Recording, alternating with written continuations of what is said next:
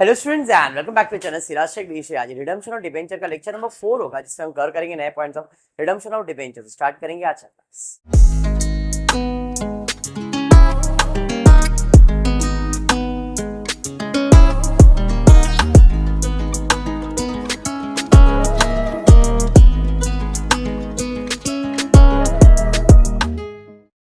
आज की क्लास में सिंकिंग फंड करेंगे। सिंकिंग फंड क्या होता है कि भाई जैसा अपना इन्वेस्टमेंट था वैसे सिंकिंग फंड है, बट इस फंड में आने वाला है इंटरेस्ट। पिछले इन्वेस्टमेंट में अपने इंटरेस्ट नहीं लिया था, आज हम लोग क्या लेंगे? इंटरेस्ट प्लस यहाँ पे इन्वेस्टमेंट हर साल बढ़ते रहेगा। एग्जाम्पल है कि मैंने बैंक में कुछ पैसा जमा किया है, बराबर है। बैंक में मैंने पैसा जमा किया और मैंने रिकरिंग डिपॉजिट जमा किया। रिकरिंग डिपॉजिट मतलब सेम अमाउंट बार बार भरना।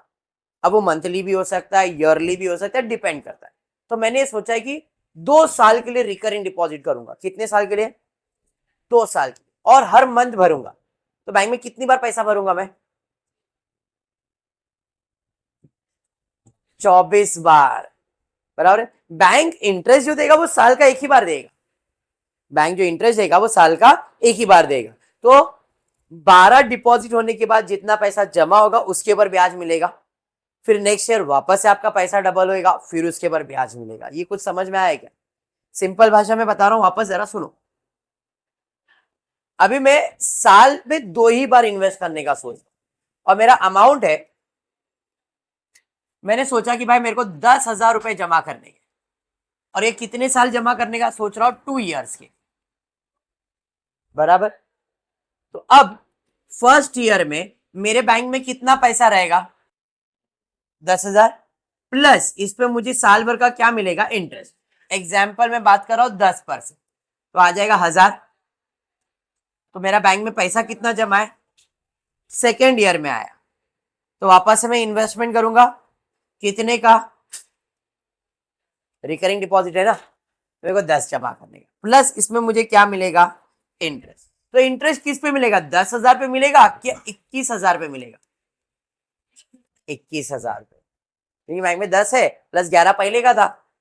बैंक इंटरेस्ट ऐसा दे एंड सो ऑन। ये जो कंसेप्ट है उसी को आप सिंकिंग फंड कहते हैं। समझ में आया? जरा ध्यान से देखना कैलकुलेशंस कैसे होने वाले। इधर ध्यान देना, ये बैफ के टेक्स्ट बुक का सम है, बीकॉम को टेक्स्ट बुक में सम्स नहीं है, सिंकिंग फंड ऐसे नहीं है, थोड़े से अलग है, बट कंसेप्ट सेम है, इसलिए ध्यान। ITC limited issue 1100 5% debenture of 100 each on 1 जनवरी 2011। मैंने एक डिबेंचर इशू किया, कौन से तारीख को? 1 जनवरी। कितना डिबेंचर इशू किया है? 1100। एक डिबेंचर का वैल्यू कितना है? 100। डिबेंचर इशू किया मतलब पैसा आएगा कि जाएगा? जब भी इशू करेंगे पैसा आएगा और डिबेंचर जाएगा। तो इसकी एंट्री है 1 जनवरी को, मैंने डिबेंचर इशू किया। डिबेंचर इशू किया तो पैसा आएगा और क्या जाएगा? डिबेंचर। कितना पैसा आएगा? 1100 डिबेंचर, एक का वैल्यू 100, मतलब 1,10,000, 1,10,000। अब इशू किया मतलब मैंने डिबेंचर लिया है, लोन लिया है। ध्यान दो आगे क्या बोला है? Redeemable at par. Redeemable at par का मतलब जितना बोला है उतना पैसा आपको मिल जाएगा, लेकिन आज क्या? नहीं। Redeemable at par, company decided to set aside every year sum of rupees 34,893 to be invested at 5% outside the business. Outside the business, the investment were sold for, इधर full stop है, outside the business, full stop. The investment were sold for 71,580 at the end of 3rd year and debentures were redeemed. 3 साल के बाद investment बेचा और debenture को redeem किया। मतलब डिबेंचर कितने साल के बाद रिडीम होने वाला है? 3 साल के। 2011 चल रहा है, 2011 पूरा खत्म होएगा 1 साल, 2012 2013। यहाँ पे ईयर एंड है दिसंबर, क्योंकि साल चालू हुआ जैन में, तो अपन अजम्पशन क्या करेंगे? एंड हो रहा है दिसंबर। समझ में आया क्या? पहले क्वेश्चन समझ लो, एंट्रीज बहुत सिंपल हो जाएगा। मैंने 1 जनवरी 2011 को डिवेंचर इशू किया। कितने का? 1,10,000, बराबर है। फिर मैंने हर साल डिसाइड किया है 34,000 रुपीज इन्वेस्ट करूंगा, जिसपे ब्याज कितना मिलेगा? 5%। बराबर है। ऐसे कितने साल तक इन्वेस्टमेंट करने का है? बराबर। अब ये ईयर एंड पे कर रहा हूं मैं, 31 दिसंबर 2011। कितने का इन्वेस्टमेंट किया? फिर 31 दिसंबर 2012 को भी करूंगा, फिर 31 दिसंबर 2013 को भी करूंगा। बट ध्यान रखना, पहले साल पे इंटरेस्ट, दूसरे साल पे इंटरेस्ट, तीसरे साल पे इंटरेस्ट। अभी जो मैंने एग्जाम्पल दिया था, 10 का एग्जाम्पल दिया था, पहले साल तो 10,000, पर दूसरे साल में 10,000 पे ब्याज आएगा क्या? नहीं, 21,000। तीसरे साल में 21 पे आएगा क्या? नहीं, 31,000 पे आएगा। अरे बात समझ में आया क्या? हाँ, ठीक है। अब जो डिवेंचर इशू किया उस पे ब्याज कितना है? 5। और कुछ है क्या? चलिए, इतना कंसेप्ट बैठ गया दिमाग में अच्छे से। चलिए स्टार्ट करते। 1 जनवरी को पहला मैंने क्या किया? डिवेंचर इशू किया। अब डिवेंचर इशू करने के बाद मुझे देखना है कि मुझे कितने पैसे की जरूरत है। तो मुझे फर्स्ट ईयर में इन्वेस्टमेंट कितने का करने का? 34,893। उतना पैसा अपने को रिजर्व में चाहिए। तो सेकेंड एंट्री है profit and loss account to sinking fund. कितना पैसा चाहिए मुझे? 34। और मैंने किधर से निकाला? मेरे प्रॉफिट से निकाला। तो profit and loss account debit to, पैसा कहाँ जाने वाला है? सिंकिंग फंड में। इसे कहते हैं बिजनेस से प्रॉफिट निकालना, और फिर बाद में उसे अपन क्या करेंगे? इन्वेस्ट करेंगे। कहाँ इन्वेस्ट करेंगे? सिंकिंग फंड में। ये एंट्री समझ में आया? अब इन्वेस्टमेंट करेंगे। इन्वेस्टमेंट करेंगे तो पैसा जाएगा टू कैश और बैंक। कहाँ गया? Sinking fund investment. समझ में आया? अरे हाँ, समझा। डन। अब इन्वेस्टमेंट कर दिया पहले साल। पहले साल में और 2 चीज मिलने वाला है। एक तो है डिबेंचर का इंटरेस्ट देना पड़ेगा, क्योंकि आपने लोन लिया है ना, तो इसमें ब्याज देना पड़ेगा। और ये आपने इन्वेस्ट भी किया है, तो इसमें ब्याज मिलने वाला है। बात समझा? पहले डिबेंचर इशू किया फर्स्ट ईयर, पैसा बाजू में निकाला, क्यों? इन्वेस्टमेंट करने के लिए। अब जो आपने लोन लिया वो कभी लिया है? जैन में लिया है। तो पूरा साल खत्म हो तो सामने वाला ब्याज तो लेगा। तो 1,10,000 पे 5% कैलकुलेट करोगे तो कितना आएगा? 5,500। 5,500 ये ब्याज देने का है। देने का मतलब पैसा जाएगा। किसको देंगे? डिबेंचर इंटरेस्ट को। तो इसकी एंट्री है debenture interest account debit to cash और बैंक। 5,500, 5,500। समझाइए? उसके अलावा जो इन्वेस्टमेंट किया उस पर ब्याज मिलेगा, बट यहाँ पे 0 ब्याज आएगा। क्यों? क्योंकि यहाँ पे आपने कभी इन्वेस्ट किया है? कभी इन्वेस्ट किया है? दिसंबर में। तो दिसंबर में इन्वेस्ट किया तो क्या पहले दिन का इन्वेस्टमेंट का इंटरेस्ट मिलेगा क्या? तो इसके लिए इस साल इसके पर कोई इंटरेस्ट नहीं। अंडरस्टूड? हो गया ये फर्स्ट ईयर का एंट्री कंप्लीट। तो फर्स्ट ईयर में क्या क्या हुआ? पहले आपने डिबेंचर इशू किया, फिर जितना पैसा चाहिए था फंड के लिए उतना प्रॉफिट एंड लॉस से बाजू में निकाला, इन्वेस्ट किया, डिबेंचर का इंटरेस्ट पे किया। सिंकिंग फंड का क्यों नहीं आया? बिकॉज यहाँ पे इन्वेस्टमेंट अभी चालू ही हुआ है। डन। सेकेंड ईयर में जाए, सेकेंड ईयर में ये वाली एंट्री आएगी क्या? कौन सी आएगी? और एक एंट्री आएगी इंटरेस्ट। समझ में आ गया? सेकेंड ईयर 2012 में कैश और bank account debit to sinking fund account. Sir ये क्या है? ये पहला एंट्री पास कर दिया, एक्चुअली में बाद में होना चाहिए था, बाद में एक्सप्लेन करता हूँ। यहाँ पे यहाँ से चालू करूँ, ये बाद में एक्सप्लेन करता हूँ। Profit and loss account debit to sinking fund कितना? 34,893, 34,893। इतना पैसा बाजू में निकालना है। अब ये पैसे को अपने को इन्वेस्ट करना है। बराबर है? हाँ। तो पैसा तो जाएगा, वैल्यू चेंज हो गया, वहां पे कुछ दिख रहा है? क्यों? Very good. अब देखो हुआ क्या यहाँ पे। यहाँ पे मैंने मेरे बैंक में कितना पैसा जमा रखा था पिछले साल, इस पे मुझे कितना % ब्याज मिला? जरा 5% कैलकुलेट करो।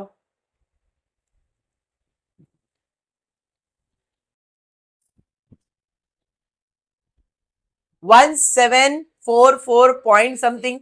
मैंने इधर राउंड ऑफ किया है। ये ब्याज मिलेगा क्योंकि इन्वेस्टमेंट किया तो ब्याज मिलेगा। तो ये ब्याज की एंट्री, इंटरेस्ट की एंट्री है। कैश और bank account debit to sinking fund, जो अपन बाद में करने वाले थे वो एंट्री पहले। ये समझा? अब इतना पैसा प्लस ये इन्वेस्टमेंट दोनों को ऐड करो, देखो कितना होता है। इतना अपन ने इस बार इन्वेस्टमेंट किया क्योंकि पहले से बैंक में तो इतना ही पैसा है, प्लस ये ब्याज का पैसा मिलेगा और ये पैसा और बैंक में जाएगा सिंकिंग फंड में, तो अब मेरा इन्वेस्टमेंट कितने का बन गया 36,630 एंट्री, समझा ये? अरे हाँ, और एक चीज आएगा जो डिबेंचर है उसके ऊपर ब्याज, तो डिबेंचर पे ब्याज देना है मतलब खर्चा है। एंट्री पास किया है क्या? नहीं पास किया, इधर इधर एंट्री पास नहीं किया सेकेंड ईयर, तो यहाँ पे आप 5,500 की वापस से एंट्री पास करो। कौन सा 5,500? ये वाला, समझा? डन विथ सेकेंड ईयर भी हो गया। थर्ड ईयर में जाएंगे 2013। सबसे पहला इंटरेस्ट का कैलकुलेशन कर लेते, फिर प्रॉफिट एंड लॉस, फिर इंटरेस्ट। अब मेरे को इंटरेस्ट कितना मिलेगा बताओ? देखो पहला फर्स्ट ईयर में मैंने बैंक में कितना जमा किया था 34,000, इस पे ब्याज कितना मिला प्लस नया सेकेंड इंस्टॉलमेंट भी भर दिया। अरे हाँ, अब बैंक में कितना पैसा है कर लो टोटल।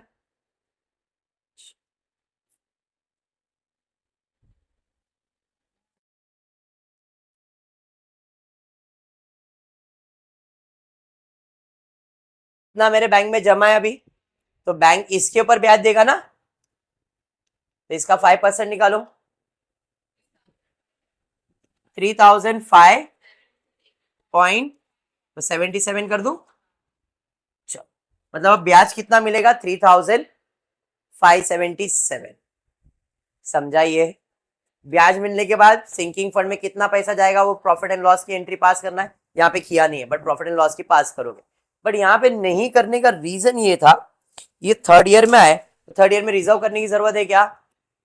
क्यों? क्वेश्चन में बोला था कि हम जो इन्वेस्टमेंट करेंगे वो 3 साल के बाद उसको क्या करने वाले, बेचने वाले।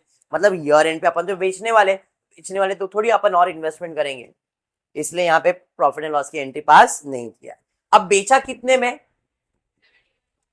बेचा है तो पैसा आएगा और इन्वेस्टमेंट जाएगा, तो पैसा आएगा और इन्वेस्टमेंट जाएगा। इन्वेस्टमेंट का वैल्यू कितना आया था? अभी मैंने टोटल किया था 71,531 आया था ना अभी, तो मेरे बैंक में जमा कितना है 71,531, जबकि मैं बेच कितने में रहा हूं 71,580। फायदा हो रहा है कि नुकसान? 49 रुपीज का फायदा हो रहा है। जो भी फायदा हो रहा है सिंकिंग फंड अकाउंट में क्या हो जाएगा, क्रेडिट। अरे समझाइए, खत्म, डन यहां तक? अरे ये समझा? अब डिबेंचर होल्डर को भाई इन्वेस्टमेंट करके पैसा जमा करेंगे, अब जैसा रिडम्पशन करे थे, ट्रांसफर ऑफ क्लेम 1,10,000 बराबर, ट्रांसफर ऑफ क्लेम प्रीमियम है क्या? नहीं, पेमेंट करेंगे तो पैसा जाएगा debenture holder account debit to कैशर बैंक और जनरल रिजर्व में ट्रांसफर करेंगे। जितना पेमेंट किया उतना जनरल रिजर्व में जाएगा, तो DRR टू जनरल रिजर्व कितना 1,10,000। समझ में आ गया एंट्री?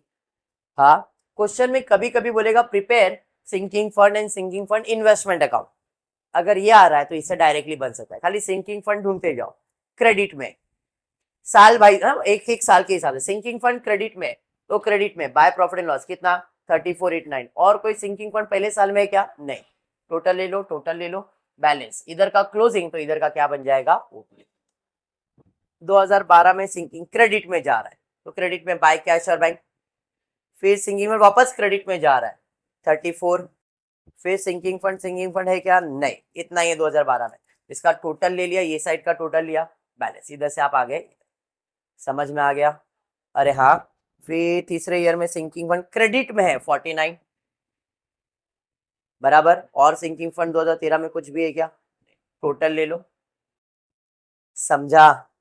इसका टोटल लिया, इसका बैलेंस खत्म।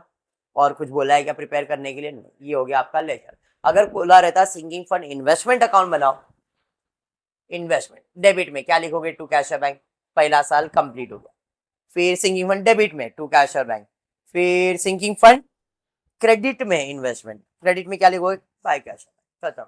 और कोई एंट्रीज आएगा क्या? नहीं। तो ये था आपका सिंकिंग फंड वाला सम। ठीक है, समझा सम कैसे किया?